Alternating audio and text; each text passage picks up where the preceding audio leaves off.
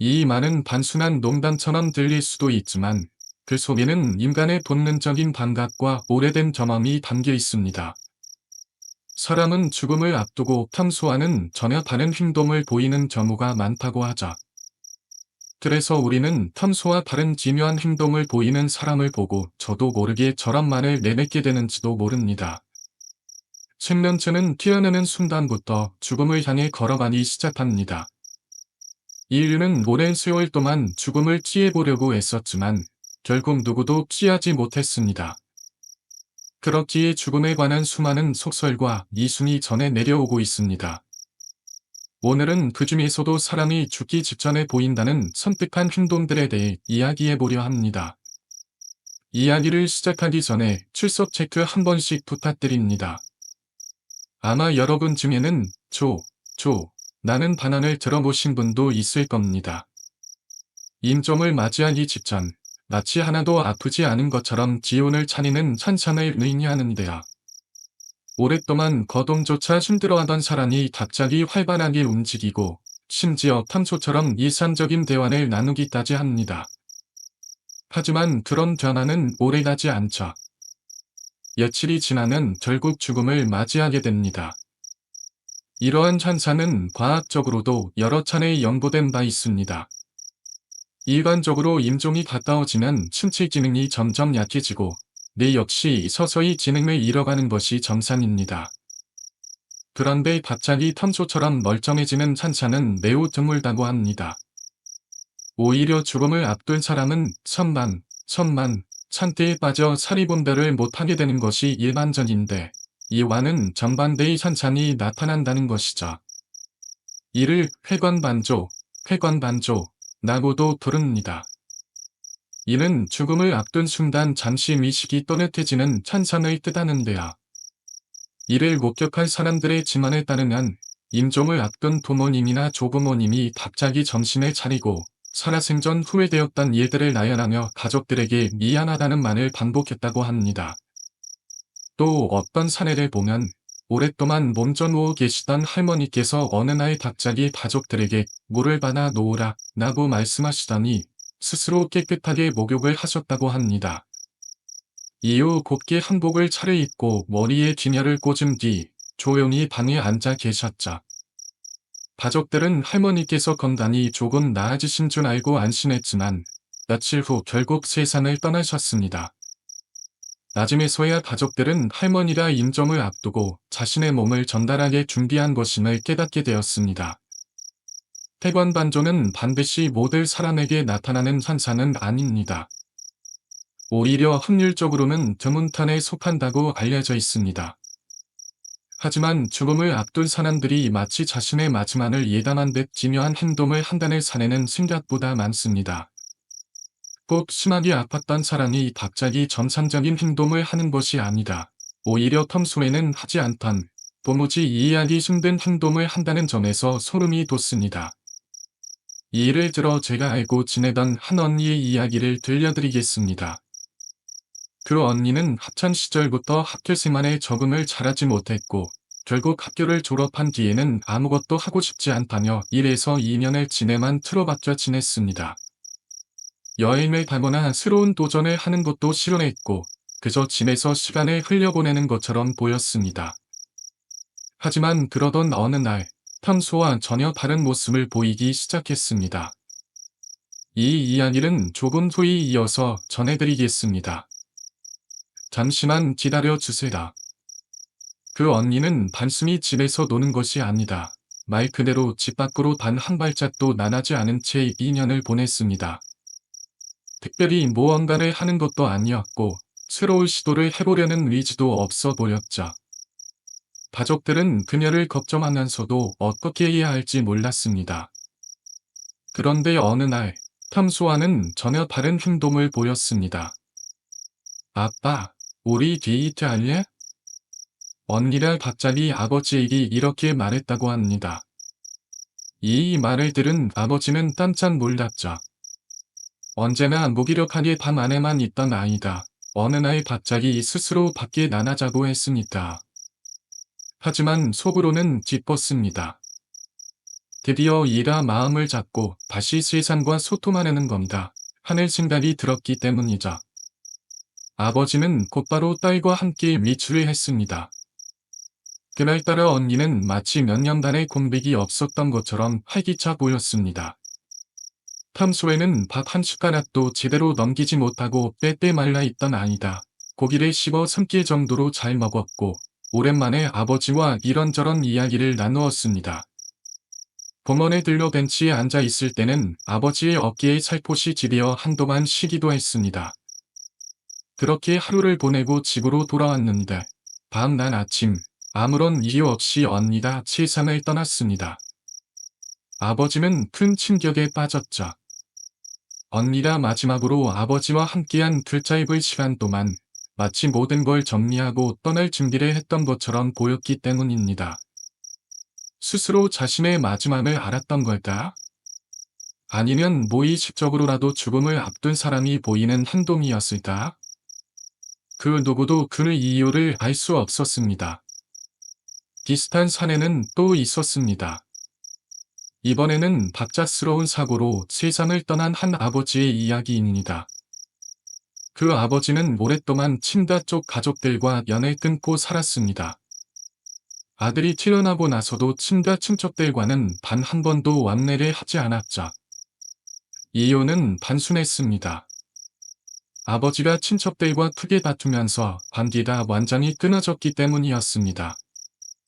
그런데 어느 날 아버지는 갑자기 차를 빌려 여행을 떠나겠다고 했습니다. 처음에는 단순한 여행인 줄 알았지만 나중에 알고 보니 그는 친가 가족들을 한 사람씩 찾아다니고 있었습니다. 그가 제일 먼저 찾은 사람은 할머니와 할아버지였습니다. 그 뒤로는 모래도록 얼굴 쫓아보지 않았던 형제들을 하나하나 찾아갔다고 합니다. 과거에는 호적에서 파내겠다고 할 정도로 심하게 싸웠던 가족들이었지만 그는 그럴 필요 없었는데 정말 미안해. 내가 너무 어리석어서 나며 일일이 사과했다고 합니다. 그 모습을 본 할머니는 너무나 이상하게 여겨서 아버지의 아내에게 직접 전화를 걸어 물어볼 정도였습니다. 대체 얘가 왜 이러는 거라? 며칠 동안 친가 가족들을 모두 만나고 돌아온 아버지는 조용히 집으로 돌아왔습니다. 그리고 얼마 지나지 않아 갑작스럽게 쓰러졌습니다. 의식을 잃은 채로 거의 2주를 버텼지만 결국 깨어나지 못한 채 세상을 떠났습니다. 그런데 이 사건과 관련해서 기묘한 일이 하나 더 있었습니다. 아버지가 혼수 상태에 빠져 있던 동안 그의 장모님, 즉 외할머니가 기묘한 꿈을 꾸었습니다. 꿈속에서 아버지는 외할머니를 계속해서 부르고 있었습니다. 어머님, 저 좀 따라와 주세요. 외할머니는 꿈속에서 아버지를 따라갔습니다. 길을 따라 걷다 보니 어느새 둘은 끝없이 이어지는 언덕길 위를 걷고 있었습니다. 그리고 언덕백이 어느 한 곳에 다다랐을 때 아버지가 그곳을 가리키며 말했습니다. 여기에 짐을 지을 겁니다. 그 말을 남기고 아버지는 꿈에서 사라졌습니다. 외할머니는 깜짝 놀라 잠에서 깨어났지만 그게 무슨 의미인지 알 길이 없었습니다. 그러나 훗날 이 꿈이 단순한 꿈이 아니었다는 걸 깨닫게 되는 순간이 찾아옵니다. 아버지가 세상을 떠나고 장례를 치른 후 마지막으로 관을 묻는 순간이 찾아왔습니다. 그런데 그때 외할머니는 관이 묻히는 그 광경을 바라보다가 갑자기 오열하셨습니다. 이건 내가 꿈에서 봤던 그 자리다. 그제야 가족들은 외할머니가 꾸었던 꿈이 단순한 꿈이 아니었다는 걸 깨닫게 되었습니다. 아버지가 혼수 상태에 빠져 있을 때 꿈에서 보여주었던 언덕배기. 그는 마치 자신의 마지막이 어디에서 끝날지 미리 알고 있었던 것처럼 그곳을 가리키며 여기에 짐을 지을 겁니다. 라고 했습니다. 그리고 정말로 그 언덕에 아버지의 무덤이 자리 잡게 된 것이었죠. 이렇듯 죽음을 앞둔 사람들은 마치 자신의 미래를 엿보고 있는 것처럼 행동하는 경우가 있습니다. 하지만 때로는 그들이 이 세상을 떠난 이후에도 기묘한 일들은 계속됩니다. 좁은 자나 남긴 마지막 인사, 전대기, 전대기. 사랑하는 사람이 갑자기 세상을 떠나면 남겨진 가족들은 큰 슬픔에 빠지게 됩니다. 그런데 이미 이 세상을 떠난 사람이 꿈에 나타나거나 심지어 눈앞에 직접 보였다는 증언이 생각보다 많습니다. 이래 조고, 전대기, 전대기라고 합니다. 전대기는 죽을 사람이 살아있던 시절의 점을 완전히 떼기 위해 엄청나게 무서운 모습으로 나타나는 현상을 말합니다. 고인의 죽음으로 인해 남겨진 가족들이 너무 슬퍼하는 것을 막기 위해 일부러 두려운 모습으로 나타나 점을 끊어버리려는 것이라는 이야기도 있죠. 여기에도 몇 가지 사례가 있습니다. 천천히 들어보시죠. 할아버지의 마지막 인사. 저희 아버지는 삼남삼녀 중 막내였습니다. 막내였던 덕분에 할아버지의 사랑을 독차지했지만 시간이 흐르면서 아버지도 가정을 꾸리고 생활이 바빠지면서 자연스럽게 왕래가 줄어들었습니다. 그러던 어느 날 할아버지가 위독하다는 연락이 왔습니다. 당시 아버지는 출장으로 바쁜 나날을 보내고 있었고 결국 할아버지의 임종을 지키지 못했습니다. 장례식장에서 아버지는 누구보다 깊은 슬픔에 빠졌습니다. 사라짐 전 저도 한번 제대로 못했다. 는 죄책감에 울고 또 울었죠. 그 슬픔은 장례가 끝날 때까지 가라앉지 않았습니다. 그날 밤 아버지는 조문객들과 술을 나누다 잠시 화장실에 갔습니다. 그런데 몇 분 소, 끼야. 아버지가 화장실에서 비명을 지르며 뛰쳐나왔습니다. 이래는 거품을 물고 온몸을 떨면서 아버지. 잘못됐습니다. 죄송합니다. 라고 울고짖었습니다. 갑작스러운 아버지의 모습에 가족들과 조문객들은 밤안에서 멍하니 바라볼 수밖에 없었습니다. 그때였습니다. 장례식장 안쪽에서 조용히 상황을 지켜보던 할머니가 일어나더니 물 한 바가지를 떠서 마당에 심껏 뿌렸습니다. 그리고는 낮고 단호한 목소리로 이렇게 말씀하셨습니다. 여보, 정대로 오신 거지? 마지막까지 자식이 걱정되셨던 거네요. 이제 좋은 곳으로 먼저 가서 기다리세요. 애들은 알아서 잘 지낼 테니까.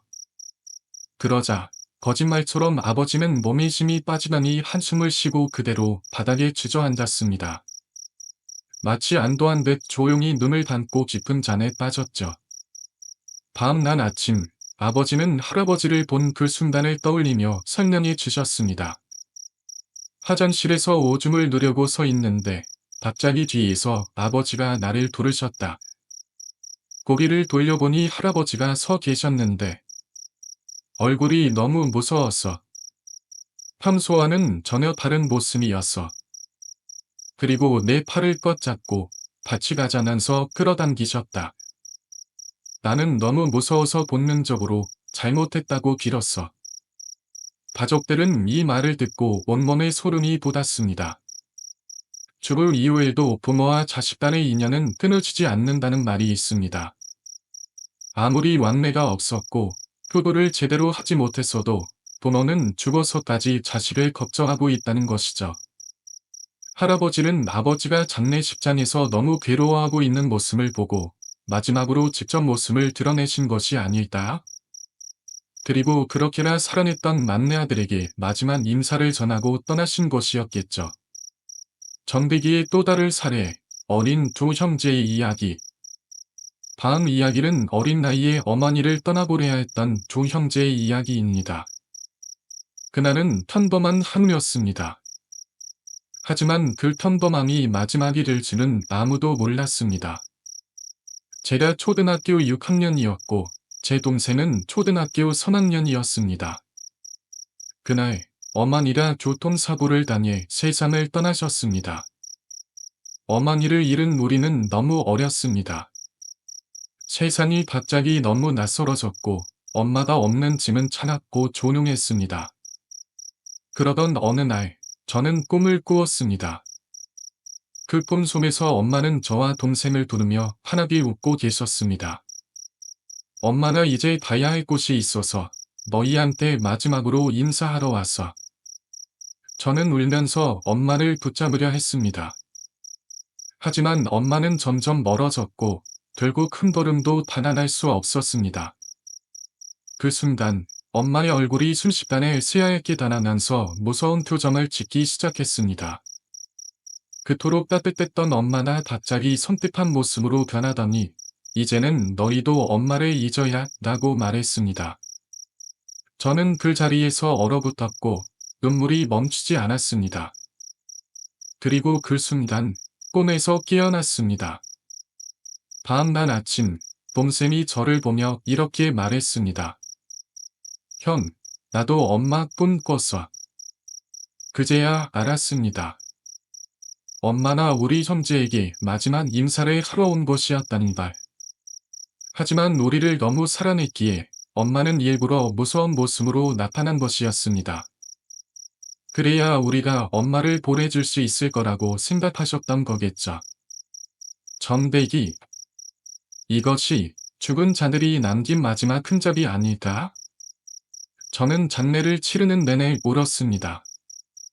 엄마를 영영 보지 못한다는 사실이 너무나도 두려웠습니다. 하지만 동생은 저와 달랐습니다. 그는 엄마가 어디 갔는지 이해하지 못한 채 엄마는 언제 와? 라고 아버지에게 물어보곤 했습니다. 그때마다 아버지는 최대한 차분한 목소리로 동생을 달래셨습니다. 엄마는 이제 천사들과 하늘나라에 갔어. 거기서 우리를 지켜보고 계실 거야. 아버지의 말을 들은 동생은 이해하는 듯 하면서도 어느새 다시 같은 질문을 반복하곤 했습니다.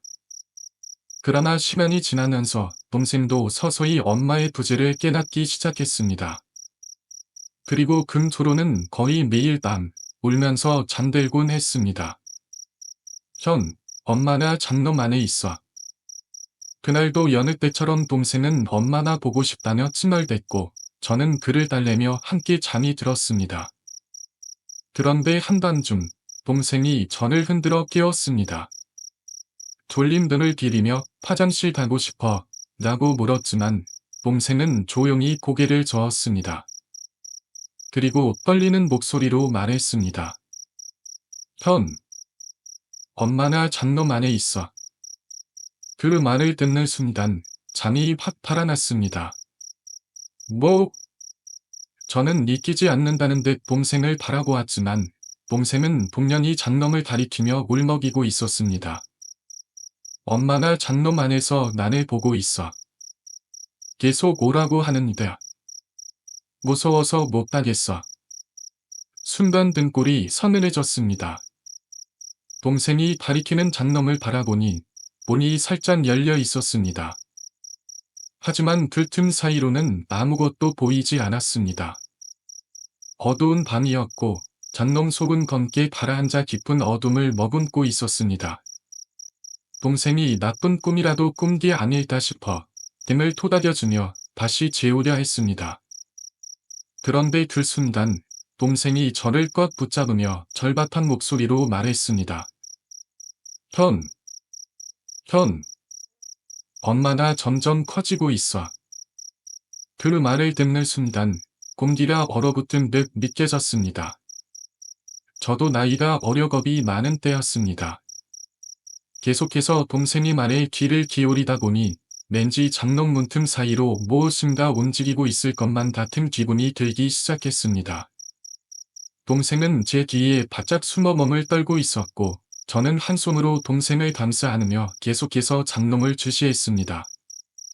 하지만 이대로 있을 수는 없었습니다. 안 되겠다. 결국 저는 동생의 손을 잡고 밤을 뛰쳐나갔습니다. 전대기의 순간. 복도로 나가자 안방에서 아버지가 놀란 얼굴로 문을 열고 나오셨습니다. 동생은 물음을 터뜨리며 아버지의 품에 안겼고 숨을 헐떡이며 말했습니다. 아빠, 엄마나 장롱 안에 있어. 계속 오라고 했어. 아버지는 한동안 아무 말 없이 우리를 바라보셨습니다. 그리고는 장롱을 확인하기 위해 방 안으로 들어갔습니다. 아버지는 조심스레 장롱 문을 열었습니다. 그러나 안에는 아무것도 없었습니다. 그날 이후 우리는 셋이 함께 안방에서 잠을 자기 시작했습니다. 봄새는 그날의 기억이 깊이 남았는지 밝은 대낮에도 그 방에 들어가기를 꺼려 했습니다. 저 또한 마찬가지였습니다.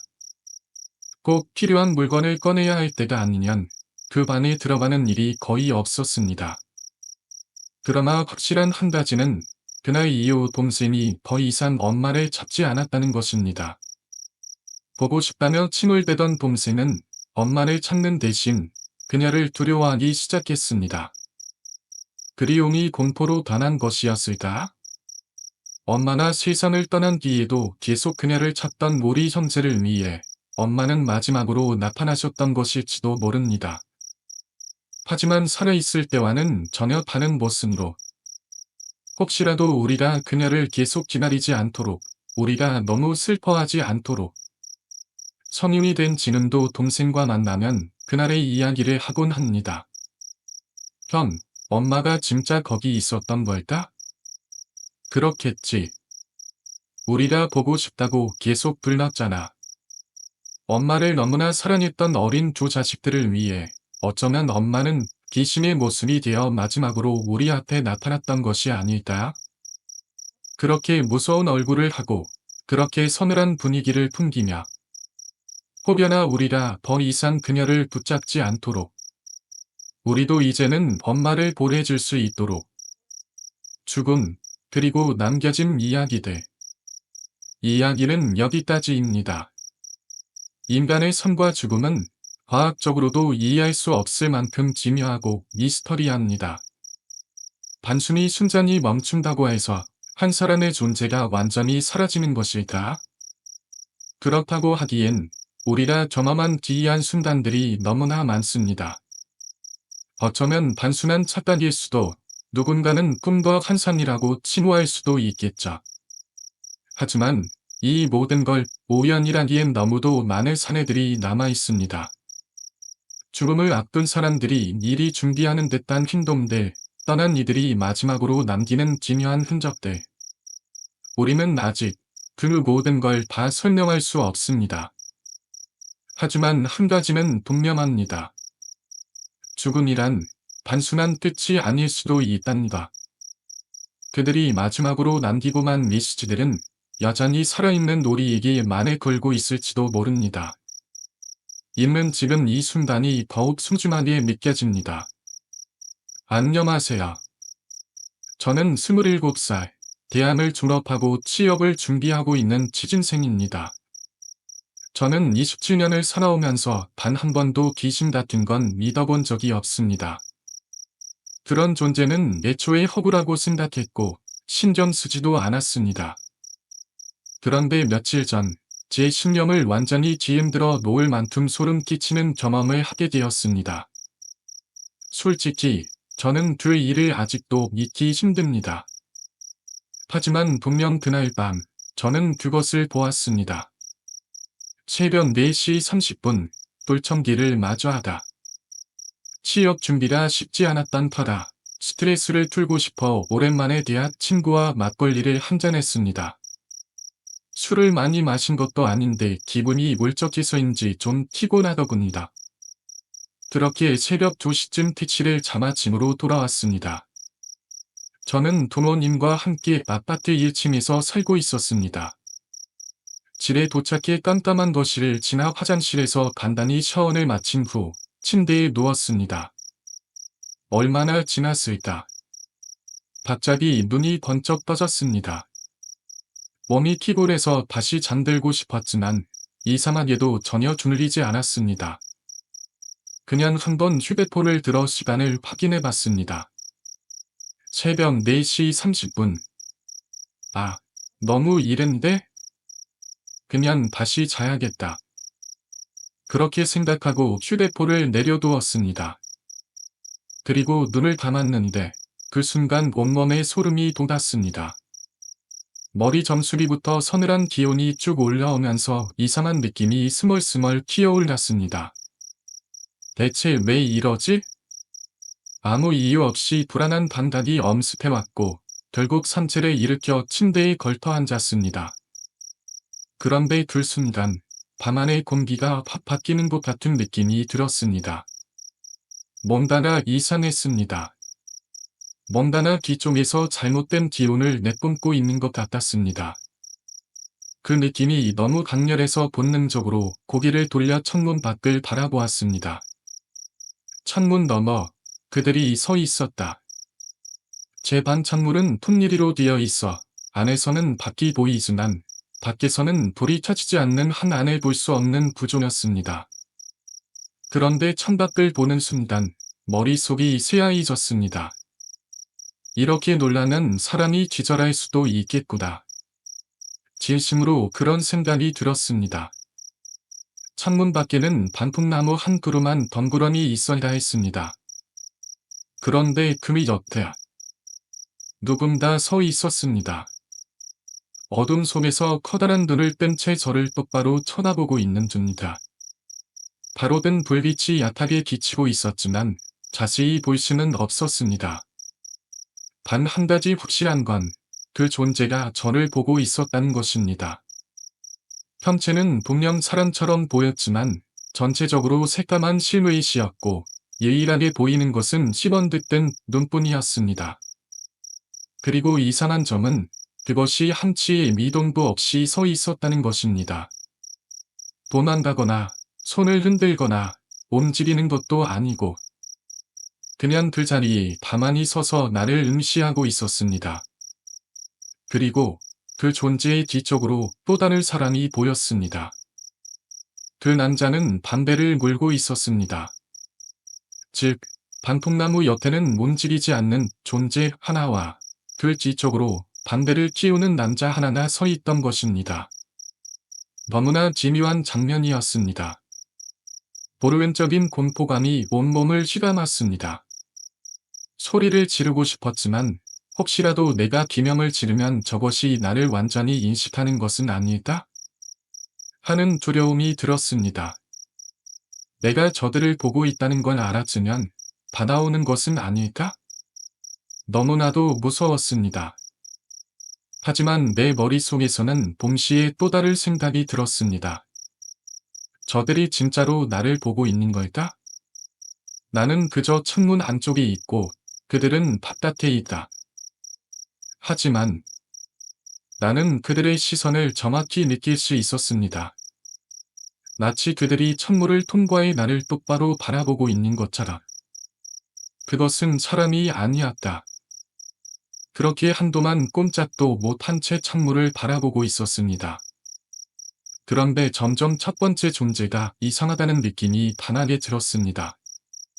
점점 더 자세히 바라보니 그건 사람이 아니었습니다. 어깨가 너무 좁고 다리가 없었습니다. 그것은 마치 공중에 매달려 있는 것처럼 보였습니다. 그리고 그제야 깨달았습니다. 저건 인연이다. 하지만 그 순간부터 더 큰 공포가 몰려왔습니다. 대체 왜 내 방 창문 앞에 나무에 인연이 매달려 있는 거지? 온몸이 얼어붙고 숨이 다 빠졌습니다. 움직이고 싶어도 움직일 수 없었고 소리를 내고 싶어도 목이 막혀 한마디도 나오지 않았습니다. 단순히 지어가듯 침대에서 내려와 온쪽으로 달아났습니다. 그렇게 부모님을 부르기 시작했습니다. 하지만 차마등을 돌려 부모님 방까지 갈 용기가 나지 않았습니다. 창문에 고정될 시선을 떼지 못한 채 더욱 떨리는 목소리로 수십 번을 불렀습니다. 그러자 마침내 아버지가 방문을 열고 들어오셨습니다. 이 새벽에 뭐 하는 거야? 그런데 아버지가 방 안으로 들어오던 순간 창문 밖을 보시고는 얼어붙으셨습니다. 그리고 떨리는 목소리로 말씀하셨습니다. 저게 뭔가? 아버지 역시 그것이 보였던 것입니다. 아버지는 불을 켰습니다. 창밖을 다시 바라보았습니다. 그것은 파란색 반팔티를 입은 남자 인형이었습니다. 그리고 그것은 나무에 대롱대롱 매달려 있었습니다. 그제야 저는 깨달았습니다. 이것은 단순한 환상이 아니었습니다. 누군가 혹은 무언가나 제 방 창문 앞에 그 이념을 매달아 놓았다는 것을. 그 이념은 아이의 모습이었고 마치 배트맨 영화 속 조커처럼 입이 찢어진 채 웃고 있었습니다. 정확히 제 밤을 향하도록 조정된 그 인형의 목에는 노끈이 묶여 있었고 그것이 나뭇가지 위에 매달려 있었습니다. 그 순간 담배를 피우던 남자가 갑자기 헐레벌떡 도망치기 시작했습니다. 그 모습을 본 아버지는 순간적으로 놀라셨는지 집 안에서 굴끝을 움켜쥐고 밖으로 뛰쳐나가셨습니다. 아버지가 계셔서였을까? 저도 용기를 내어 뒤따라 나섰습니다. 그 남자는 지하주차장 쪽으로 달아나고 있었고 아버지와 저는 곧바로 그를 쫓기 시작했습니다. 우리는 주차장을 샅샅이 뒤졌습니다. 혹시라도 차 안에 몸을 숨겼을까 싶어 귀찮은 차량 하나하나를 들여다보았지만 결국 끝내 그를 찾을 수 없었습니다. 그 난리를 피우고 있으니 결국 경비 아저씨 4분이 뛰어오셨습니다. 경비 아저씨들은 나무에 걸린 이념을 자세히 살펴보며 이게 뭐다? 라고 물으셨습니다. 그 이념은 이 부부를 검을색 펜으로 찢어진 것처럼 그려놓았고 눈도 비정상적으로 크게 만들어 놨습니다. 제 방 창문 앞에서 그것을 본 저는 너무도 공포스러웠지만 이제는 조금씩 그것이 단순한 장난이 아닐 수도 있겠다는 생각이 들었습니다.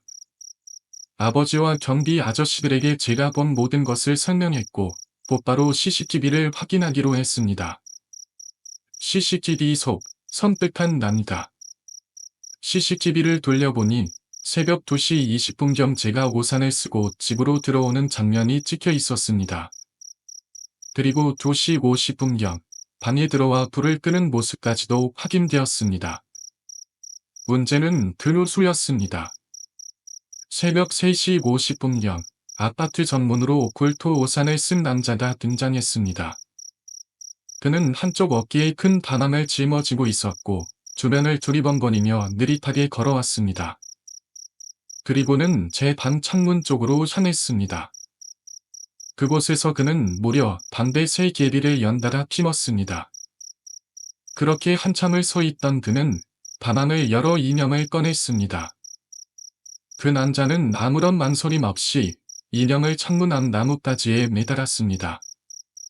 그 장면이 너무도 기괴하고 소름 끼쳤습니다. CCTV 속 그의 모습은 무언가 의식을 치르는 것처럼 보이기도 했고 단순한 장난이라고 하기엔 지나치게 섬뜩했습니다. 그 후 그는 핸드폰을 꺼내 만지작거리며 창문을 향해 계속 서 있었습니다. 그렇게 1시간을 서 있었습니다. 그리고 새벽 4시 40분경 방불이 켜지자 그는 순간적으로 지하주차장 쪽으로 뛰어갔고 곧바로 아파트 뒷문으로 빠져나갔습니다. 그것이 CCTV에 찍힌 마지막 모습이었습니다. 정체를 알 수 없는 섬뜩한 존재.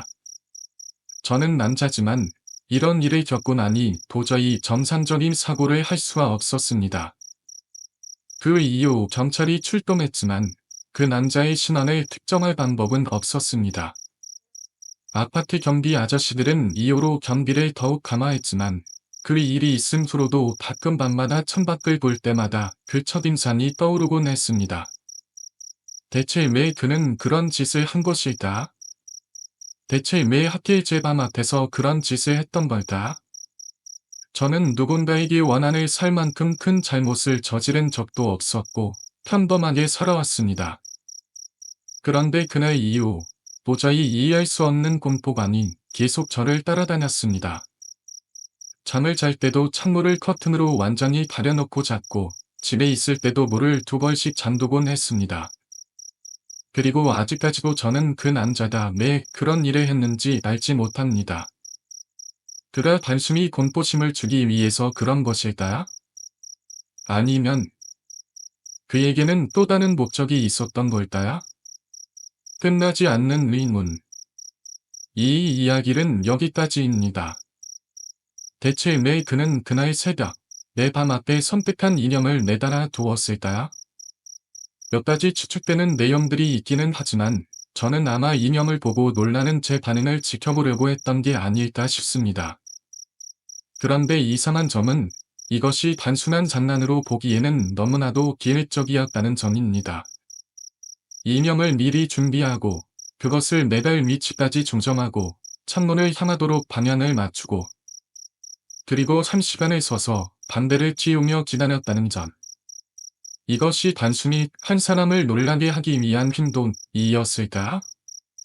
아니면 그 남자만의 지이한 신념이나 목적이 있었던 것일까? 더 섬뜩한 것은 그가 CCTV에 찍힌 순간을 제외하고도 이미 여러 번 내 집 주변을 맴돌았을지도 모른다는 사실이었습니다. 어쩌면 내가 모르는 순간에도 그는 내 창문을 바라보고 있었을지도 모릅니다. 세상에는 정말 이해할 수 없는 기이하고 섬뜩한 사람들이 많다는 걸 그날 밤 처음으로 깨닫게 되었습니다. 안녕하세요. 저는 30대 후반의 남성입니다. 저는 영적인 것과는 거리가 먼 사람입니다. 신기가 있는 것도 아니고 귀신을 본 적도 없습니다. 하지만 어릴 적 단 한 번, 아직도 잊히지 않는 기이한 경험을 했습니다. 때때로 그때의 그 일이 대체 무엇이었을까 하고 떠올려 보곤 합니다. 양산에서의 어린 시절. 저는 도산에서 태어나 자랐지만 8살 무렵 양 2년간 양산에서 살았던 적이 있습니다. 지금은 로드뷰를 보면 근처에 고층 아파트도 들어서 있고 도로도 깔끔하게 정비되어 있지만 당시만 해도 그런 건 전혀 없었습니다. 논과 밭이 끝없이 펼쳐진 시골 마을이었고 길도 제대로 포장되지 않은 곳이 대부분이었습니다. 그런 풍경이 저에게는 전혀 싫지 않았습니다. 어릴 적 제 꿈은 식물학자나 되는 것이었고 곤충이나 동물들을 무척 좋아했기 때문입니다. 그래서 학교 수업이 끝나면 늘 집 근처 풀숲에서 곤충을 잡으며 시간을 보냈습니다. 그리고 가끔 아버지를 따라 산에 가곤 했습니다. 산속 태가, 그리고 벌집. 아버지는 등산을 좋아하셨습니다. 그래서 주말이면 저를 데리고 산에 가곤 하셨는데 그곳 계곡에서는 바제나 도룡뇽 같은 것들을 잡을 수 있었습니다. 하지만 산을 오를 때마다 늘 신경 쓰이는 장소가 하나 있었습니다. 바로 산 초입에 있는 태가였습니다. 그 태가는 흙벽으로 된 오래된 집이었는데 사람의 흔적은 전혀 보이지 않았습니다. 그런데 그 집에는 제 눈길을 끄는 한 가지가 있었습니다. 바로 창문 위 지붕 밑에 붙어있는 긴 벌집. 그 벌집은 창문 위쪽, 손만 뻗으면 닿을 수 있는 곳에 매달려 있었습니다. 곤충을 좋아하던 저에게 벌집은 탐나는 시집통이었습니다. 그래서 폐가 근처를 지날 때마다 저는 언젠가 저 벌집을 가져와야겠다는 생각을 했습니다. 하지만 그때마다 아버지는 단호하게 제지를 하셨습니다. 거긴 들어가지 마라. 어린 마음에 아버지가 그저 위험할까봐 그러는 줄 알았습니다. 하지만 시간이 지날수록 저는 그 등산길에 익숙해졌고 결국 혼자서도 그 태가까지 갈 자신이 생겼습니다. 그리고 그날 저는 그곳을 다시 찾았습니다. 혼자 단 태가, 그리고 기이한 저만. 그날은 날씨가 맑았습니다. 어떻게 놀까 고민하던 중 문득 벌집이 생각났습니다. 오늘이라면 혼자 가도 괜찮겠지. 그 태가는 깊을 산속이 아니라 초일에 가까운 곳에 있었습니다. 길도 험하지 않았고 집에서 그렇게 멀리 떨어진 것도 아니었기에 혼자 다녀오기로 했습니다. 예상대로 태가까지 가는 길은 어렵지 않았습니다. 저는 창문을 받고 올라서 왼손으로 창틀을 잡고 오른손을 뻗어 벌짐을 잡았습니다. 그런데 벌짐을 잡는 것까지는 괜찮았는데 이에서 갑자기 먼지가 퍽 떨어졌습니다. 먼지가 눈에 들어갈까봐 얼른 고개를 숙였고 그 순간 제 시선은 태가 안쪽을 향하게 되었습니다. 그곳에는 폐자재들이 널브러져 있었습니다. 그리 특별할 건 없었습니다. 그런데 그때 뭔가 이상한 느낌이 들었습니다. 분명 창문을 통해 집 안이 환하게 보였는데 방금 전까지는 없던 것이 시야 안쪽에 어렴풋이 보였습니다. 누군가 거기 있었습니다. 그것은 사람이 아니었다. 처음엔 그냥 어두운 그림자 같았습니다. 그러나 조금씩 눈이 적응되다 그 형체가 점점 선명해졌습니다. 그 존재는 방 구석에 쪼그려 앉아 있었습니다. 어둡고 흐릿한 실루엣이었지만 확실히 사람의 형상이었습니다. 하지만 그것이 사람이 아니라는 걸 깨닫는 데는 그리 오래 시간이 걸리지 않았습니다. 그것은 머리가 이상할 정도로 컸습니다. 그리고 그것은 천천히, 정말 아주 천천히 고개를 돌렸습니다. 그 순간 머릿속이 새하얘졌습니다. 저는 반사적으로 창틀을 붙잡고 있던 손을 놓아버렸습니다. 몸이 뒤로 넘어질 뻔했지만 다행히 중심을 잡았습니다. 그런데도 공포로 인해 다리가 굳어버렸고 숨조차 쉴 수 없었습니다. 그 존재는 확실히 사람과 비슷한 형상이었지만 어딘가 불길하고 기이한 느낌이 들었습니다. 그러다 갑자기 그것이 눈을 떴습니다. 새하얀 눈동이다. 그 순간 머릿속에서 경고음이 울리는 듯했습니다. 도망쳐야 한다. 그것은 고개를 기울이며 천천히 웃기 시작했습니다. 목소리는 들리지 않았지만 입 모양이 찢어지듯 커지는 것이 보였습니다. 그 순간 온몸의 감각이 살아나며 저는 본능적으로 뒤로 뛰쳐나갔습니다. 거칠게 풀숨을 헤치고 무작정 짐을 향해 뛰었습니다. 그 수로도 남아있는지다. 그날 이후 저는 다시는 그 폐가 근처에도 가지 않았습니다. 아버지께는 그곳에서 본 것에 대해 말하지 않았습니다. 하지만 그 이후로도 저는 가끔 꿈속에서 그 장면을 다시 보곤 했습니다. 어두운 폐가 속 구석에 웅크려 앉아있던 그 형체. 그것이 천천히 고개를 돌리며 나를 바라보던 그 순간. 그것은 정말 귀순이었을까요? 아니면 제 어린 시절 상상 속에서 만들어진 존재였을까요? 30대 후반이 된 지금도 저는 때때로 그 순간을 떠올리곤 합니다. 그 폐가 안에서 대체 나는 무엇을 본 걸까요? 그 폐가에서 벌침을 따던 날, 나는 그곳에서 머리가 도수스한 여자를 보았다. 햇빛이 밝은 날이었기 때문인지 나는 그리 무섭지 않았다. 그녀는 마치 노숙자 같을 사람처럼 보였다. 나는 조용히 벌침을 따고 서둘러 떠날 생각뿐이었다. 하지만 그녀가 천천히 고개를 돌리더니 나와 눈이 마주쳤다. 그녀의 얼굴은 길쭉했다. 낯이 많은 나뭇가지처럼 비정상적으로 길고 눈은 동그랗고 부자연스럽게 컸다. 그녀는 마치 내가 누구인지 궁금해하는 듯한 표정을 지었다. 그리고는 고개를 좌우로 천천히 좌우뚱거리며 나를 응시했다. 나는 그때도 별로 무섭지 않았다. 자네가 있는 사람인가? 얼굴이 왜 저렇게 생겼지? 정신적으로 아플 사람인가? 왜 계속 고개를 좌우거리는 거지? 나는 그런 생각만 하며 얼른 벌침을 따야겠다는 생각에 집중했다. 그녀를 쳐다보면서도 한 손으로 더듬더듬 벌침을 따내었다. 그리고 벌침을 손에 쥔 순간 나는 잽싸게 집까지 뛰어왔다. 집으로 돌아오는 길에도 나는 이상한 여자라고 생각했지만 벌침을 손에 넣었다는 성취감에 기뻐서 곧 그녀의 존재를 잊어버렸다. 이상한 일들의 시작. 그러나 그날 이후 나는 이상한 일들에 겪기 시작했다. 나는 워낙 둔한 성격이라 개수롭지 않게 넘겼지만 뭔가가 나를 따라다니는 듯한 느낌을 종종 받았다. 구체적으로 어떤 일들이 있었는지 명확히 기억나지는 않지만 단 하나. 그날의 화장실 사건은 아직도 또렷하게 기억하고 있다. 학교 화장실에서 벌어진 기묘한 현상. 당시 내 학교는 본관과 별관으로 나뉘어 있었고 두 건물 사이에는 양의 화장실이 있었다. 그날은 흐리고 안개가 낀 다소 음산한 날이었다. 비가 올 것 같기도 했지만 운동장에는 여전히 아이들이 뛰어놀며 시끌벅적했다.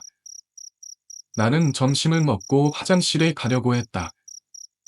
그 안의 화장실의 구조는 특이했다. 입구에 문이 없는 계단형 구조였고 한쪽 벽에는 소변기가 일렬로 반대쪽에는 대변기 칸이 5개 나란히 배치되어 있었다. 나는 화장실에 들어섰을 때 뭔가 이상한 느낌이 들었다. 가운데 있는 대변기 판단문이 닫혀 있었고 나머지 4개의 칸은 모두 열려 있었다. 나는 직감적으로 저 닫혀 있는 칸 안에 뭐가 있을 것 같다. 는 순간이 들었다. 그럼에도 나는 가장 안쪽 소변기에 서서 소변을 보기 시작했다. 하지만 닫혀있는 대변기 칸이 계속해서 신경 쓰였다. 그 칸을 힐끔 쳐다보고 있는데 갑자기 그 문이 엄청난 속도로 활짝 열렸다. 쾅! 문이 열리는 힘이 너무 세서 벽에 부딪히는 소리가 울려 퍼졌다. 그리고 문이 다시 닫혔다. 하지만 이상했다. 속도의 변화가 전혀 없었다. 문이 열리고 닫히는 속도가 기계처럼 일정했다. 아무리 성인이 숨껏 밀고 다시 닫는다고 해도 그렇게 부드럽고 빠른 속도로 움직일 수는 없을 것이다.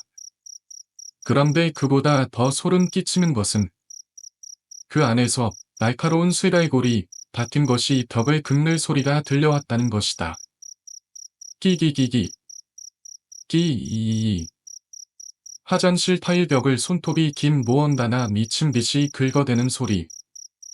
약 3에서 5초간 그 소리는 계속되었다.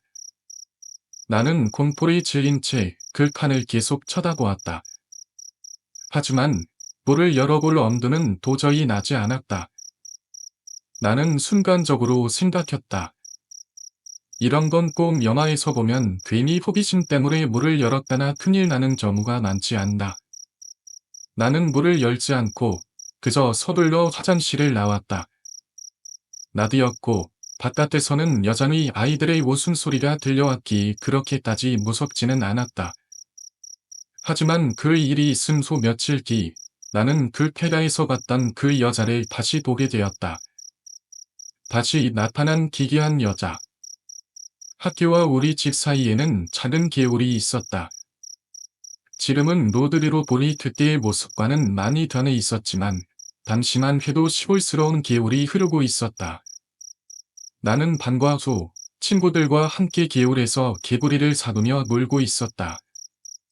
그런데 개울 위쪽 멀리 서 있는 어떤 사람을 발견했다. 나는 눈을 가늘게 뜨며 그쪽을 바라보았다. 그리고 순간 온몸에 전율이 일었다. 그녀였다. 그날 캐라에서 봤던 그를 기괴한 얼굴을 한 여자. 하지만 이번에도 나는 무섭지 않았다. 그때는 한낮이었고 친구들과 함께 있었기 때문이었다. 나는 저 여자 또 보네. 우리 동네 산을 사나이였나 보네. 정도로만 생각했다. 하지만 나는 그때까지도 깨닫지 못하고 있었다. 왜 그녀가 내 주변에서 계속해서 나타나는지, 그리고 그녀가 나를 계속 지켜보고 있다는 사실을. 친구들과 개울에서 놀다가 해가 질 무렵 우리는 집으로 돌아가기로 했다. 나는 친구들과 헤어지고 혼자 집으로 걸어가고 있었다. 그런데 내 맞은편에서 어떤 아줌마가 걸어오고 있었다. 나는 별 생각 없이 걸었지만 점점 가까워질수록 이상한 느낌이 들기 시작했다. 그 아줌마가 나를 노려보고 있었다. 그녀의 눈빛은 마치 분노에 가득 찬 듯했고 선뜻할 정도로 날카로웠다. 나는 겨우 초등학교 2학년이었다. 어린 마음에 위축되어 고개를 툭 숙인 채 걸음을 재촉했다. 그러자 갑자기 두 아줌마가 거럭 소리를 질렀다. 어딜 혼자서 겁도 없이 돌아다니나? 그녀는 무서운 얼굴로 나를 쏘아보던 후 갑자기 내 손목을 거칠게 잡았다. 그리고는 어디서 꺼낸 것인지 모를 해초리 같은 것으로 내 온몸을 마구 후려치기 시작했다. 아줌마의 분도, 그리고 정체불명의 여자. 그 당시만 해도 길 가던 어른이 아이들을 훈계하는 일이 종종 있었다.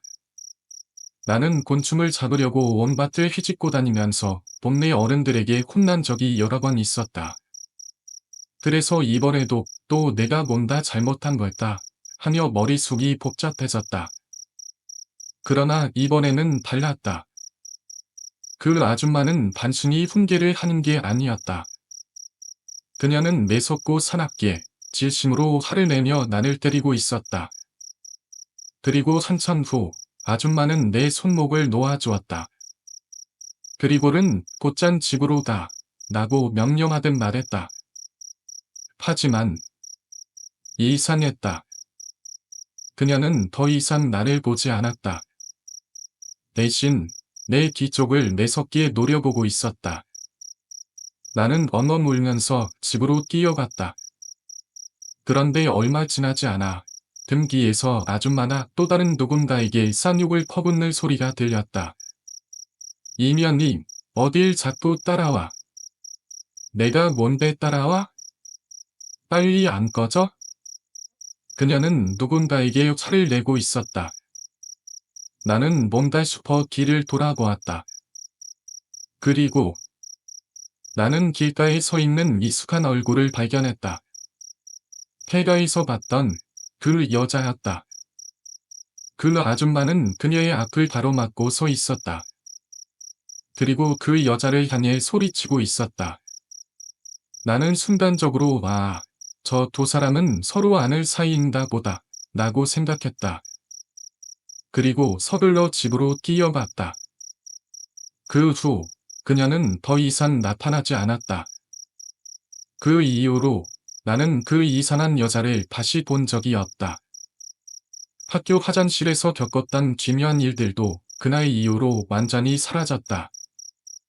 그리고 나는 다시 평범한 나날을 보냈다.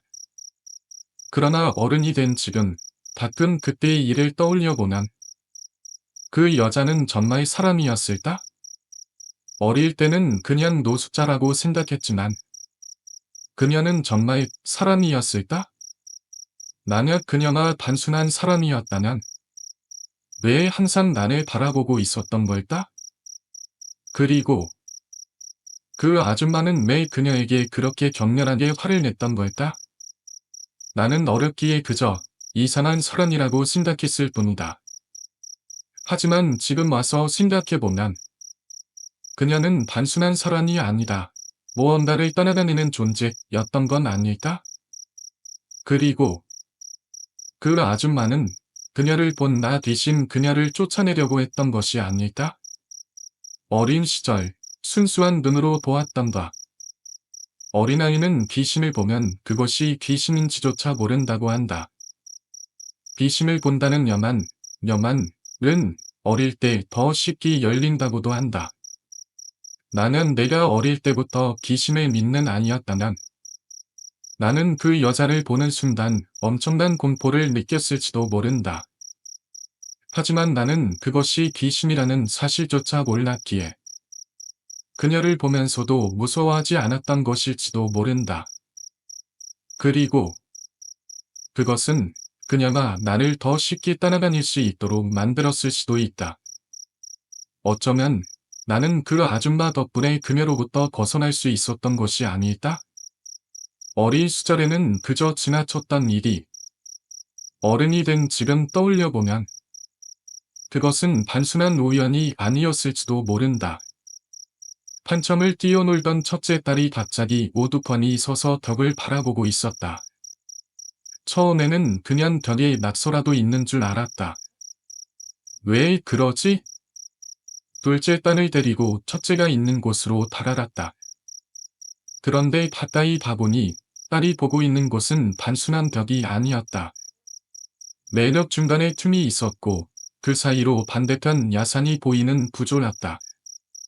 나는 무심코 말했다. 나를 봐봐. 엄청 무섭지 않나? 그러나 딸아이는 아래를 쳐다보지 않았다. 그저 본인이 계속 보고 있던 곳만 뚫어져라 바라보고 있었다.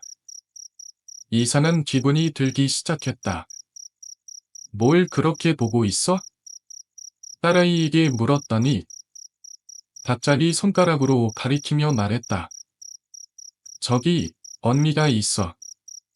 순간 등골이 서늘해졌다. 딸이 가리킨 방향을 따라가 보았지만 아무것도 없었다. 나는 다시 딸아이를 보았다.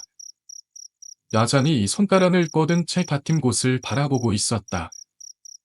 그리고 둘째 아이도 같은 곳을 뚫어져라 응시하고 있었다. 나는 시선을 돌려 야산을 자세히 살펴보았다. 나산은 엄청나게 가팔랐다. 사람이 서 있을 수 없는 정도의 점사. 낙석을 방지하려고 군데군데 두물만이 설치되어 있었고 나무가 몇 개 있었다. 그러나 45도가 넘는 가파른 점사에서 사람이 서 있을 가능성은 전혀 없었다. 나는 아이들에게 다시 물었다. 무슨 언니가 있다는 거야? 첫째 딸이 답했다. 저기 나무에 언니가 서 있어. 아빠는 안 보여? 나는 다시 야산을 보았지만 아무것도 보이지 않았다. 아이들에게는 정말 무언가가 보이는 걸까? 그렇지만 나는 단순히 아이들의 착각이라고 생각했다. 아이들은 가끔 이상한 걸 사람으로 착각할 수도 있지. 나는 그렇게 넘겨짚었다. 아이들을 데리고 집으로 들어온 후 우리는 식탁에 둘러앉아 와인을 마시며 담소를 나눴다. 그때 첫째 딸이 툭 던지듯 말했다. 아까 이상한 거 봤어. 그러나 초대한 부부도 내 아내도 대수롭지 않게 여겼다. 애들이 가끔 그런 말 하지 뭐. 그렇게 아무도 신경 쓰지 않은 채 대화를 이어갔다. 집으로 가기 전 다시 시작된 이상한 행동. 시간이 늦어 우리는 집으로 돌아가기로 했다. 잠든 아이들을 깨우고 옷을 챙긴 후 현관문을 열었다. 그런데 잠이 덜 깬 아이들이 갑자기 뛰어나가더니 아따 그 자리로 향했다. 그리고 또다시 어딘가를 계속 응시하고 있었다. 우리는 부부에게 이제 들어가세요 라며 인사를 하고 있었다. 그런데 부부는 우리가 가는 걸 개요만했다며 함께 2층까지 내려가겠다고 했다. 우리는 결국 부부와 함께 엘리베이터로 향했다. 그런데 그때 제수 씨가 아이들을 발견했다. 얘들아 다음에 또 놀러 오면 이모가 더 맛있는 거 해줄게. 그러면서 아이들 곁으로 다가갔다. 그리고 그 순간 제수 씨의 얼굴이 굳어졌다. 그녀 역시 뭔가 이상함을 느낀 듯했다. 제수 씨는 허리를 펴며 아이들이 보고 있는 곳으로 시선을 옮겼다. 그 순간 그녀의 표정이 찌푸려졌다. 나는 무심코 물었다. 얘들이 저기 자꾸 언니가 있다는데 뭐가 있는 거야? 동생도 그쪽을 바라보더니 대수롭지 않게 말했다. 뭐가 있어? 아무것도 없는데. 그러면서 아이들을 재촉했다. 하지만 제수 씨는 동생의 말이 들리지 않는 듯 여전히 그곳을 바라보고 있었다. 순간 그녀의 얼굴이 청백해졌다. 그러더니 갑자기 정신을 차린 듯 고개를 돌리고는 아무 일도 없다는 듯 걸음을 재촉했다. 그렇게 우리는 엘리베이터를 타고 내려와 차를 타고 집으로 돌아왔다. 이때까지만 해도 나는 아이들이 봤다는 것이 무엇인지 전혀 알지 못했다. 한 달 후 알게 된 섬뜩한 사실. 그로부터 한 달쯤 지난 어느 날 동생에게 연락이 왔다. 형, 오늘 금요일인데 형수님이랑 간단하게 맥주나 한잔 할래? 안 그래도 심심하던 차라 잘 됐다 싶었다. 아이들을 조금 일찍 재우고 우리는 동네 호프집에서 만나 치킨과 맥주를 시켰다. 오랜만에 모인 자리라 가벼운 대화를 나누었다. 일상 이야기, 직장 이야기, 자녀 계획 같은 평범한 대화들이 이어졌다. 그런데 갑자기 제수 씨가 대화의 흐름을 끊으며 말했다. 저번에 애들이 봤다는 거 기억나세요? 그 순간 봄쌤이 제수 씨의 팔을 툭 치며 하지 마, 라는 듯 눈치를 주었다. 나는 의아했다. 뭐야, 무슨 얘긴데? 와이프도 궁금해하며 물었다. 그게 무슨 말이야? 뭐 이야기하는 거야? 봄쌤은 아니야, 별거 아니야, 라며 얼버무렸다. 하지만 와이프는 궁금증이 풀릴 때까지 놓아주지 않는 성격이었다. 그녀는 끝까지 추궁했고 결국 제수씨가 조심스럽게 입을 열었다. 그리고 그 순간 등골이 오싹해졌다. 아이라 봤던 언니, 그곳에서 죽은 사람이 거기서 목을 매달았어요. 순간 등 뒤로 싸늘한 지문이 쏙 하고 지나갔다. 나는 말문이 막혔다. 와이프도 순간적으로 굳어졌다. 뭐? 아이라 언니가 있다고 했던 그 장소. 거기서 사람이 죽었다고요. 이야기를 듣자마자 나는 그때의 기억이 떠올랐다. 그 다파는 야산, 낙석을 방지하기 위해 그물망이 설치된 곳.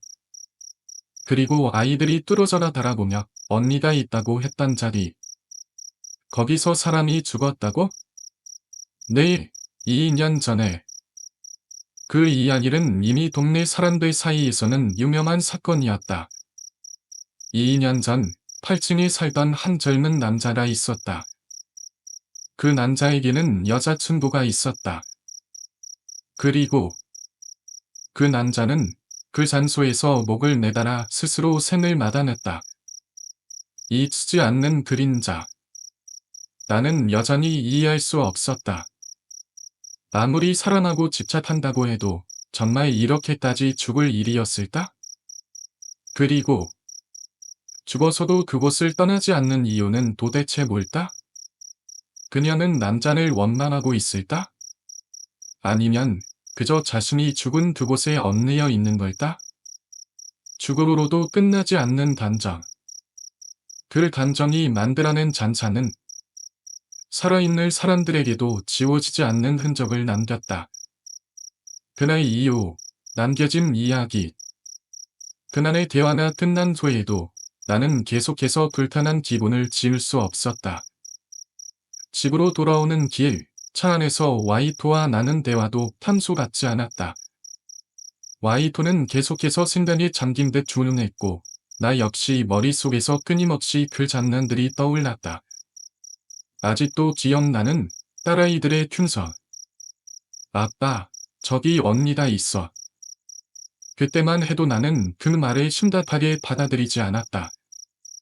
아이들은 종종 상상 속의 친구를 만들거나 아무것도 없는 공간을 보고 말을 걸기도 한다. 하지만 이제 와서 생각해보면 그날 그들이 본 것은 정말 상상이었을까? 집에 도착하고 나서도 나는 쉽게 잠들지 못했다.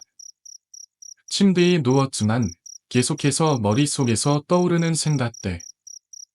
그리고 그날 딸아이들이 바라보던 그곳.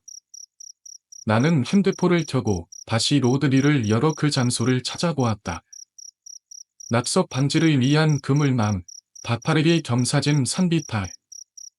그리고 딸아이들이 손가락으로 가리키던 그 자리. 나는 무의식적으로 손가락을 화면 위로 올려 확대했다. 화면을 들여다보며 순간적으로 싸늘한 기운이 온몸을 휘감았다. 아무것도 없는 거겠지. 하지만 마치 무언가 있을 것 같은 느낌. 나는 핸드폰을 내려두고 억지로 잠을 청했다. 하지만 그날 밤 나는 꿈을 꾸었다. 꿈속에서 마주한 것. 나는 꿈속에서 다시 그 아파트로 돌아와 있었다. 그날처럼 아이들과 함께 복도에서 뛰어놀고 있었고 문득 아이들이 뭔가를 바라보고 있는 것을 발견했다. 어느 이가 있어. 딸아이의 목소리가 귓가에 울렸다. 나는 천천히 그녀가 가리키는 방향을 바라보았다. 그리고 거기엔 누군가가 서 있었다. 나는 순간 온몸이 얼어붙었다. 그녀는 검은 옷을 입고 있었고 고개를 살짝 기울인 채 나를 바라보고 있었다. 그리고 천천히 입을 열었다. 왜 날 모른 척해? 그 순간 나는 숨이 막혀오는 기분을 느꼈다. 발걸음을 떼고 도망치려 했지만 몸이 움직이지 않았다. 그녀는 계속해서 나를 바라보며 말을 이어갔다. 내가 여기 있는 거 너도 알잖아. 그 목소리는 낮고 차갑고 그리고 너무도 슬펐다. 나는 그 순간 눈을 질끈 감았다. 이건 꿈이야. 꿈일 뿐이야. 그렇게 되뇌이며 필사적으로 깨어나려 했지만 그녀의 목소리는 점점 가까워지고 있었다. 다시 돌아온 현실. 하지만 눈을 떴을 때 나는 온몸이 식은땀으로 젖어 있었다. 심장이 마구 뛰었고 숨을 깊이 들이마셨다. 나는 핸드폰을 확인했다. 새벽 3시 27분. 창문 너머로 희미한 가로등 불빛이 보였다. 그리고 그 순간 나는 어떤 느낌이 들었다. 누군가 창문 너머에서 나를 보고 있는 것 같다. 나는 온몸을 떨며 천천히 시선을 돌렸다. 커튼 너머로 어둠이 짙게 드리워져 있었다. 하지만 나는 알 수 있었다. 거기 무엇인가가 있다는 것을. 그날 이후 나는 절대 다시 그곳을 찾지 않았다. 그리고 그녀가 아직도 거기에 남아 있을지 나는 더 이상 생각하지 않기로 했다. 한국의 민간 신앙에서는 산에도 산신이 있고 나무에는 목신이 있으며 심지어 화장실에도 신이 깃들어 있다고 믿어왔다. 예로부터 사람들은 신들이 머무는 장소를 건드릴 때 반드시 제사를 지내며 조심스럽게 다뤄야 한다고 여겼다. 그렇지 않으면 신의 노여움을 사게 되고 그 대가로 재앙을 불러일으키게 된다고 했다. 이것을 봄지, 봄도라고 한다.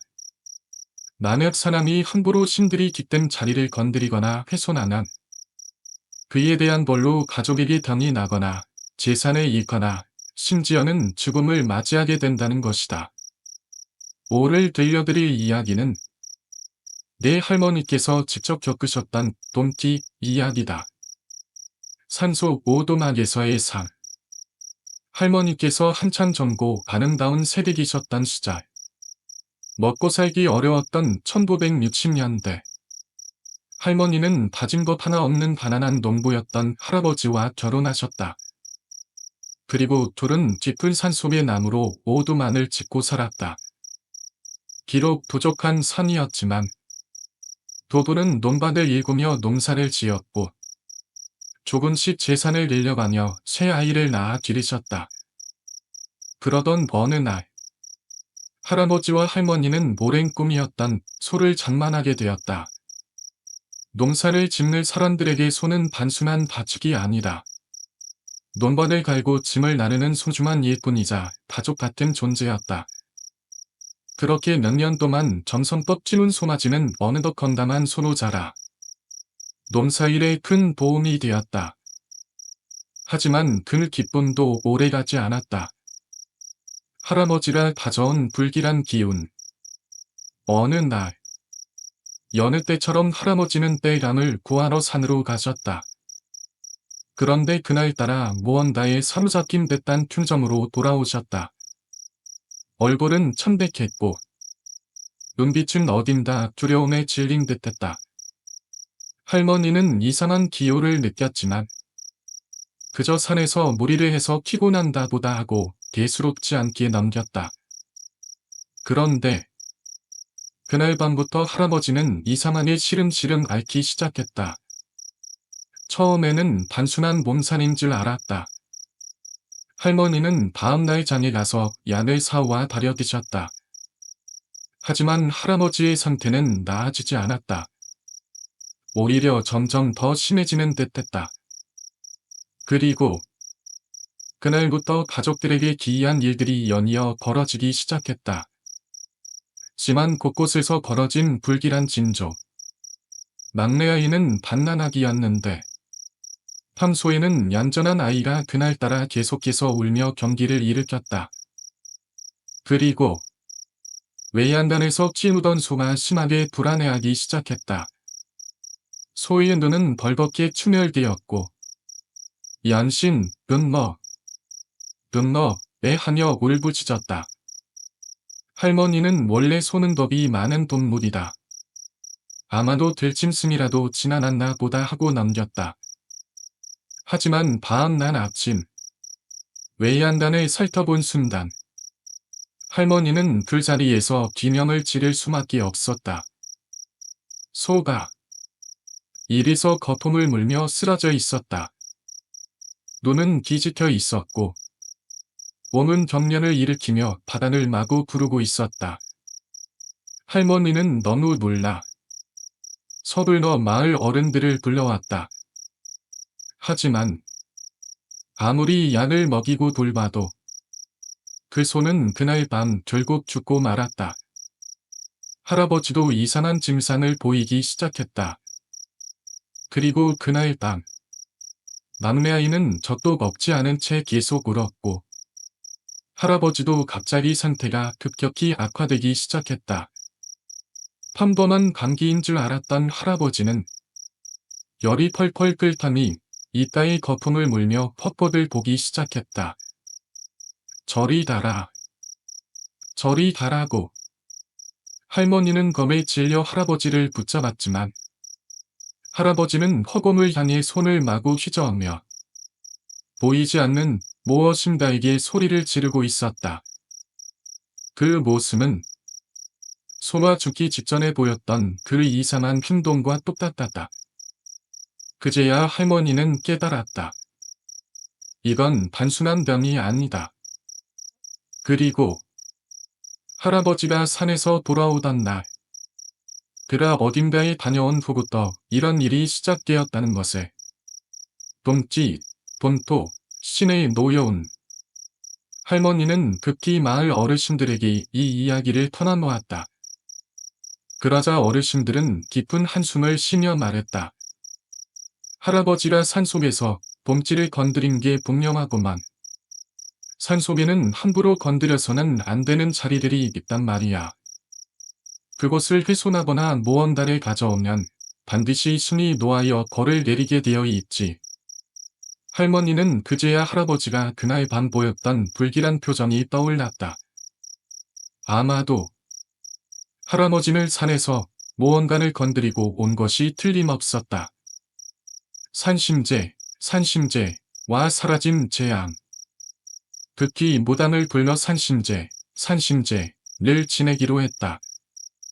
산심제는 산의 신에게 우리가 잘못했습니다.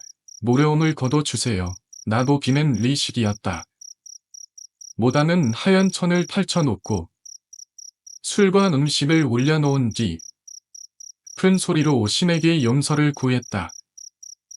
그리고 그날 밤 할아버지는 마치 깊은 꿈속에 빠진 듯 잠이 들었고 다음 날 아침 그동안 앓던 병이 거짓말처럼 씻은 듯이 사라졌다. 막내 아기도 다시 젖을 잘 먹기 시작했다. 하지만 소는 이미 죽어 있었고 할머니는 그날 이후 절대 산속에 이상한 것들을 건드리지 않겠다고 다짐했다. 산에는 신이 있다. 이것이 내 할머니께서 직접 겪으셨던 봄기 이야기다. 한국 인간 신앙에서는 사람이 함부로 신의 자리를 건드리면 반드시 불대란을 치르게 된다고 믿는다. 아무리 과학이 발달한 현대에도 아직까지도 사람들은 산에는 신이 있다 라고 말한다. 그리고 그 신이 화가 난다면 그 제안은 단순한 우연이 아닐 수도 있다. 할머니는 할아버지가 점점 이상해지는 것을 보고 본능적으로 깨달았다. 이건 단순한 병이 아니다. 어릴 적 할머니는 돔토를 잘못 맞으면 집안의 제안이 닥친다는 이야기를 들은 적이 있었다. 그 기억이 머릿속에서 번뜩였다. 할머니는 즉시 동네 어르신들에게 들었던 방법들을 떠올리며 신의 노려움을 풀기 위한 의식을 시작했다.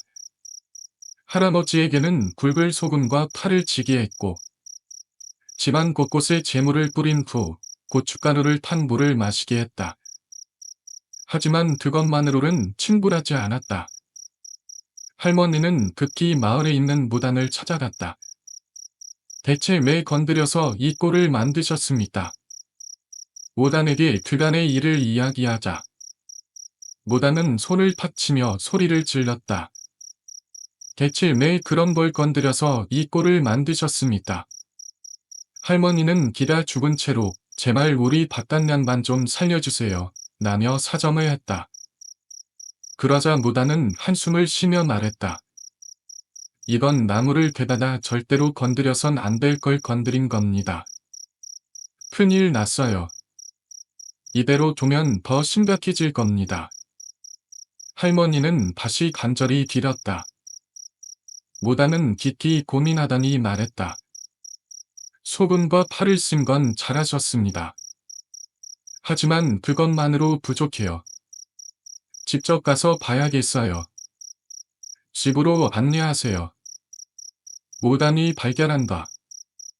할머니를 따라 집에 도착한 무당은 집안 곳곳을 돌아다니며 바물을 흔들고 무언가를 중얼거리기 시작했다. 그런데 갑자기 무당이 위안단으로 뛰어갔다. 그리고 소의 여물통을 가리켰다. 할머니는 의아했다. 아니, 여물통이 대체 왜? 그런데 무당이 조용히 물었다. 이거 바깥연반이 직접 만든 거 맞죠? 할머니는 순간 가슴이 철렁했다. 할아버지는 그날 산에서 땔감을 구이용했다고 했었고 좋은 나무를 발견했다며 집 앞에서 여물통을 직접 만들었다. 할머니는 네, 맞아요. 그런데 이게 왜요? 라고 물었다. 그러자 무당은 아무 말 없이 여물통을 들고 밖으로 나다담이 멀리 내던졌다. 그리고는 말했다. 오늘 밤만 조용히 지나면 아무 일 없을 겁니다. 걱정 마세요. 그렇게 말한 후 무당은 호련히 사라졌다. 모든 것이 거짓말처럼 정상으로 돌아오다. 무당의 말처럼 그날 저녁이 지나자마자 할아버지의 상태는 거짓말처럼 나아졌다.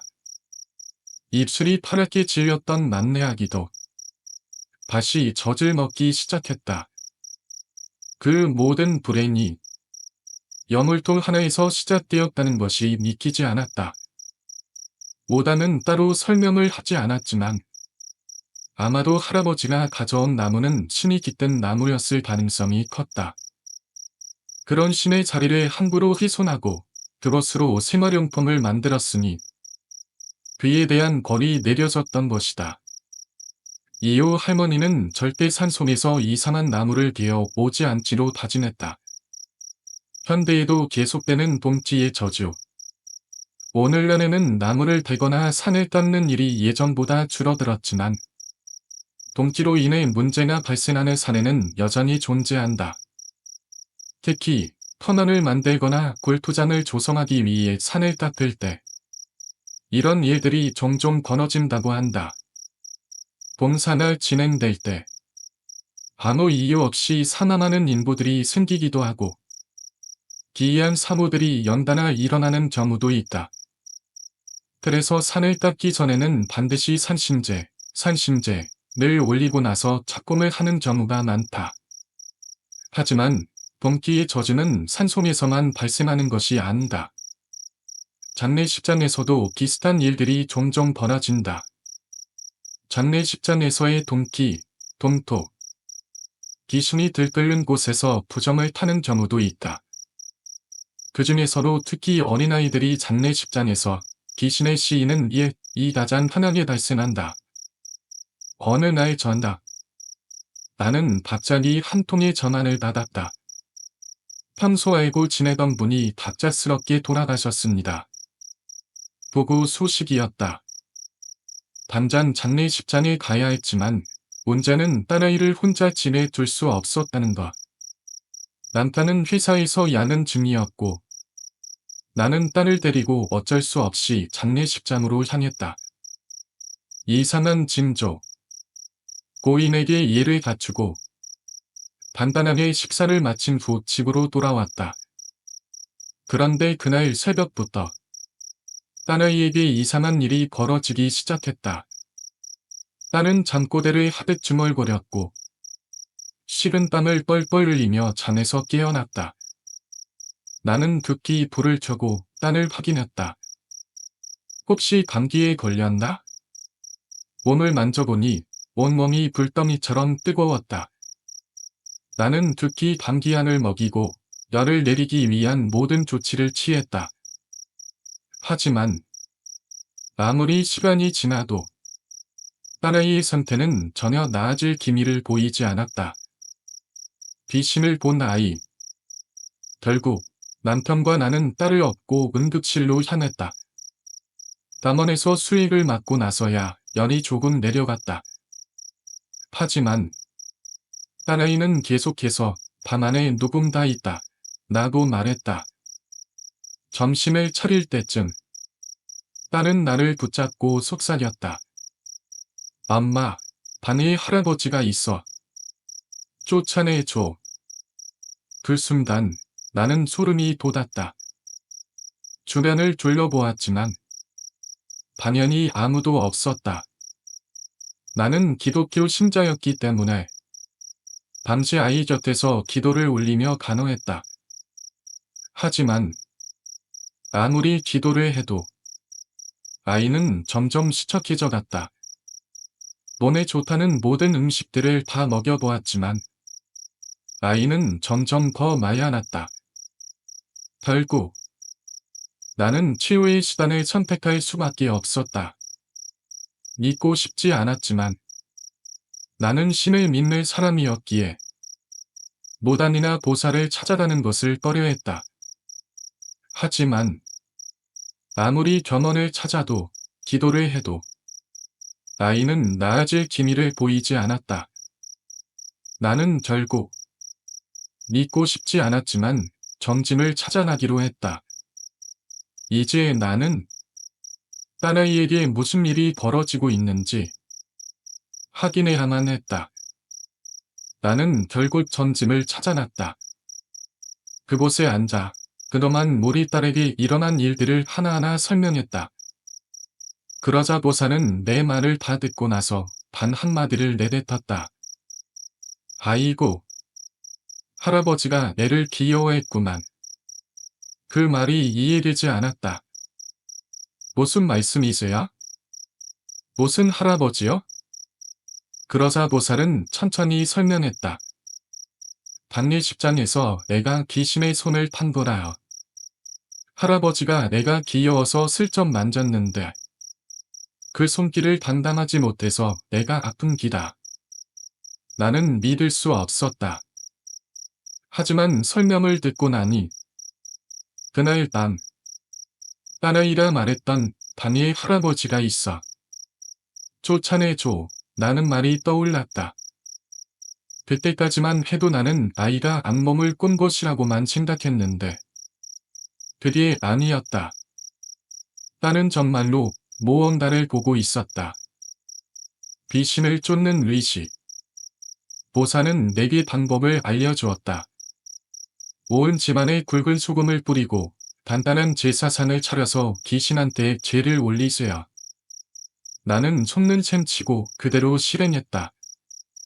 소금을 집안 곳곳에 뿌리고 제사상을 차려두고는 귀신에게 여기서 나가달라고 빌었다.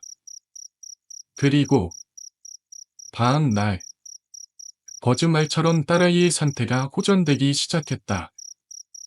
며칠이 지나자 그동안 알아놓았던 것이 거짓말처럼 완전히 회복되었다. 그제야 나는 깨달았다. 장례식장은 죽은 자들이 머무는 곳이고 거기에 산 사람이 너무 오래 머물면 귀신이 따라붙을 수도 있다. 특히 어린아이들은 귀신에게 더 쉽게 영향을 받는다. 그래서 예전부터 어린아이들은 장례식장에 절대 데려가지 말라는 말이 있었던 것이다. 나는 그저 미신이라고 생각했지만 이제는 그렇게 단정 지을 수 없었다. 이잔, 그리고 또 다른 돈티. 이와 비슷한 경험을 한 사람이 또 있었다. 얘 지인 중 한 명은 이 잔을 하다가 아버지가 쓰러진 적이 있었다. 작년에 가족면을 만들면서 증조할머니와 친할머니의 묘를 모두 이장하기로 했다.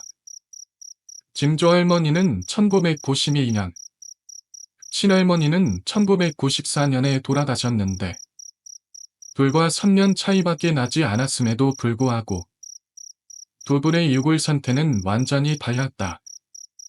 증조할머니의 관을 열었을 때 아직도 살점과 머리카락이 남아 있었던 것. 반면 친할머니의 관은 완전히 백골만 남아 있었다. 그것을 본 가족들은 모두 소름이 돋았다. 묘를 파고 난 후 찾아온 재앙. 이장을 하기 전 가족들은 사전에 제사를 지냈고 무당을 불러 의식을 치렀다. 그런데도 이장을 한 다음 날 아버지가 갑자기 쓰러졌다. 아침밥을 먹던 중 아버지는 간밤에 너무 기이한 꿈을 꿨다. 라고 했다. 기억은 나지 않지만 이상하고 불길하고 기묘한 꿈이었다. 그리고 그날 저녁부터 아버지는 일어나지 못할 정도로 아프기 시작했다. 이유를 알 수 없는 당 가족들은 아버지를 병원으로 데려갔다. 하지만 어느 병원에서도 원인을 알 수 없었다. 한 병원에서 검사를 받아도 특별한 이상은 없습니다. 다른 병원으로 옮겨도 몸에는 아무런 문제가 없습니다. 그러나 아버지는 점점 더 쇠약해져 갔다. 가족들은 너무 답답해서 미칠 지경이었다. 무당이 내린 해결책. 그러다 문득 가족들은 묘 작업을 할 때 함께했던 무당을 떠올렸다. 그리고 급히 그에게 전화를 걸었다. 무당은 전화를 받자마자 한숨을 내쉬며 말했다. 아이고, 내가 조심하라 했잖아. 묘를 파는 건 찬 사람에게도 영향을 미칩니다. 지금 당장 해결하지 않으면 더 큰일이 벌어질 수도 있어요. 무당이 알려준 방법을 따라 가족들은 추나적인 의식을 치렀다. 그리고 그날 밤부터 아버지의 상태는 점점 호전되었다. 며칠을 지나자 아버지는 완전히 회복되었다. 아버지는 평소 귀신 같은 걸 믿지 않는 사람이었는다. 이 사건 이후로는 말을 아꼈다고 한다. 봄기는 단순한 미신이 아니다. 귀신을 믿지 않는 사람들에게는 이 모든 것이 그저 우연처럼 보일 수도 있다. 하지만 봄기, 봄토는 수많은 세대를 거쳐 내려오며 실제로 많은 사람들이 경험했던 이야기다. 그래서 아직도 산을 탔거나 묘를 타기 전에는 반드시 제사를 지내고 장례식장에서 어린아이들은 데려가지 않는 것이 관습으로 남아있다. 우리는 눈에 보이는 것만이 전부라고 생각하지만 때로는 눈에 보이지 않는 것들도 존재할지 모른다. 이제 나는 더 이상 그 모든 것을 단순한 미신이라 말하지 못하겠다. 오래 다니는 여기까지입니다. 재미있게 보셨다면 공포학과 순환 신청을 부탁드립니다. 지금까지 공포학과 교시였습니다.